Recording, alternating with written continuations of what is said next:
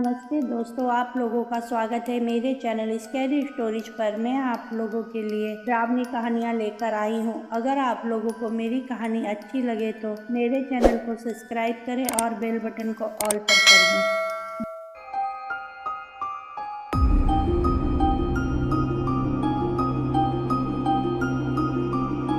धर्मवीर अपनी पुश्तैनी हवेली में अपनी पत्नी मालती के साथ रहता था। धर्मवीर अपने माँ बाप का इकलौता बेटा था। अभी धर्मवीर की नई नई शादी हुई थी। वो मालती से बहुत प्यार करता था। तभी कुछ महीनों बाद उसके घर एक लड़की का जन्म हुआ। वो लोग बहुत खुश थे। बेटी का नाम माला था। जब वो 5 साल की हुई तो मालती को एक बेटा अमन हुआ। वो लोग सपरिवार बहुत खुश थे। उन लोगों के घर के सामने रंजित नाम का एक व्यक्ति अपनी पत्नी और 6 साल के बेटे राजू के साथ रहने आया। रंजित की पत्नी माया एक डायन थी, पर इस बारे में उसके घर वाले या धर्मवीर के घर में कोई नहीं जानता था। मालती अपने घर के कामों में व्यस्त रहती थी। वो अपने अगल बगल किसी से ज्यादा बातें नहीं करती थी।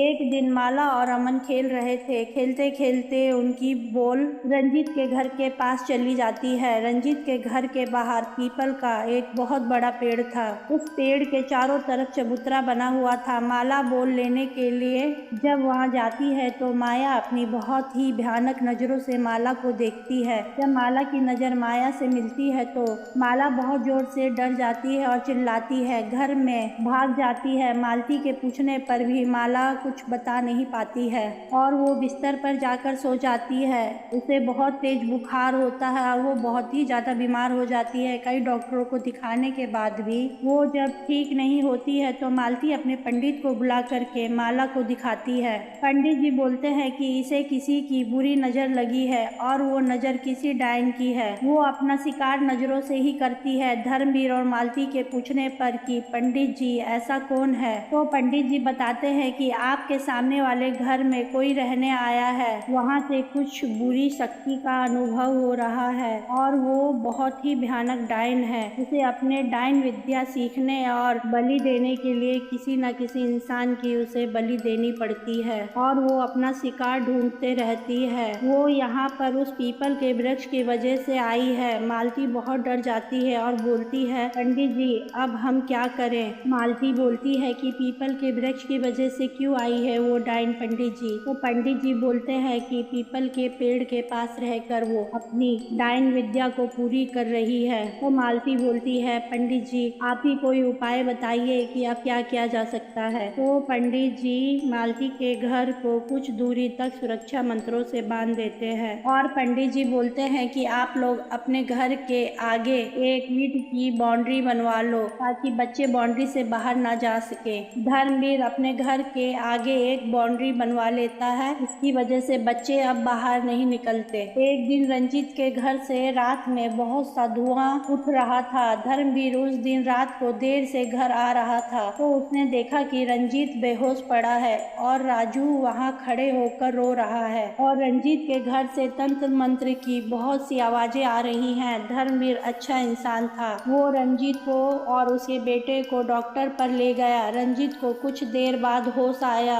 और वो धर्मवीर को देखकर बहुत रोने लगा। धर्मवीर रंजीत को चुप करवाता है और पूछता है कि क्या हुआ, आप इस हालत में बाहर पड़े थे। तो रंजीत बोलता है कि क्या बताऊं भाई जी, अच्छा किया जो आप मेरे साथ मेरे बेटे राजू को भी ले आए। मेरी पत्नी माया डायन है, ये बात मुझे आज पता चली। धर्मवीर को तो ये बात पता थी पर वो चुपचाप से रंजीत की बातें सुन रहा था। धर्मवीर ने बोला कि आज ऐसा क्या हुआ जो कि आप बाहर ऐसी हालत में पड़े थे। तो रंजीत बोलता है कि भाई जी मैं और राजू सो रहे थे, तभी मुझे कुछ बुदबुदाने की आवाज आई। जब मैं उठा तो माया बेड पर नहीं थी। मैं माया को देखने के लिए गया तो देखा वो बहुत भयानक से वेश में बैठकर काली विद्या की वो तंत्र पूजा कर रही थी और अपने सिर को गोल गोल घुमा रही थी। ना जाने वो किससे बात कर रही थी और बोल रही थी कि राजू की मैं बलि नहीं दूंगी। वो काली शक्ति उससे किसी की बलि मांग रही थी। माया उसे बोल रही थी कि इससे पहले मैंने अपने छोटे बेटे की बलि तुझे दी थी तो तूने कहा था कि अब बलि नहीं देनी पड़ेगी। तो काली शक्ति माया से बोल रही थी कि बिना बलि के मैं तुझे आगे की कोई शक्ति नहीं दे सकी। भाई जी मैं डर गया और वहाँ से राजू को लेकर भाग निकला।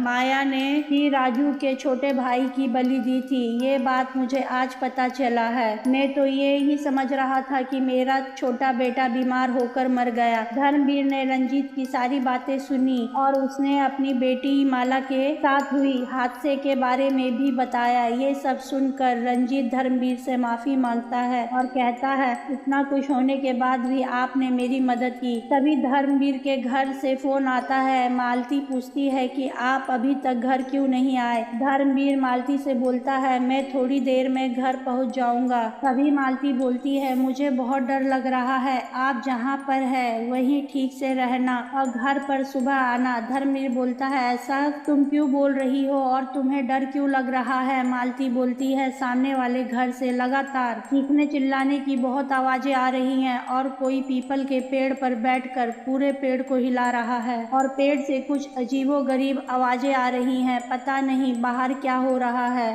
धर्मवीर मालती को समझाता है और बोलता है कि तुम बाहर मत देखो, अपना और बच्चों का ध्यान रखो, सब ठीक हो जाएगा। घर में हनुमान चालीसा का पाठ सुनो, मैं सुबह आता हूँ। और धर्मवीर ने ये सारी बातें रंजीत को बताई। फिर धर्मवीर पंडित जी को लेकर और एक तांत्रिक को भी साथ में लेकर रंजीत के साथ घर पहुँचते हैं। तांत्रिक को देखकर माया तिलमिला जाती है और माया तांत्रिक पर अपनी भयानक नजर डालती है, पर तांत्रिक उससे डरता नहीं है और उसके हर वार को नाकाम कर देता है। इधर पंडित जी ने भी अपनी मंत्र शक्ति से उस डायन को वश में करना चाहा। दोनों के आगे डायन का वार कमजोर पड़ रहा था और ऐसा देखकर उस डायन ने अपने प्राण त्याग दिए। अब वो उस घर में थी तो पंडित जी और तांत्रिक ने उसे उसी घर में कैद कर दिया और उधर किसी को भी जाने नहीं देते। रंजीत धर्मवीर का शुक्रिया कर कर अपने बेटे को लेकर दूसरी जगह चला जाता है। दोस्तों आप लोगों को अगर मेरी कहानी अच्छी लगे तो मेरे वीडियो को लाइक और कमेंट करें और मेरे चैनल को सब्सक्राइब करें।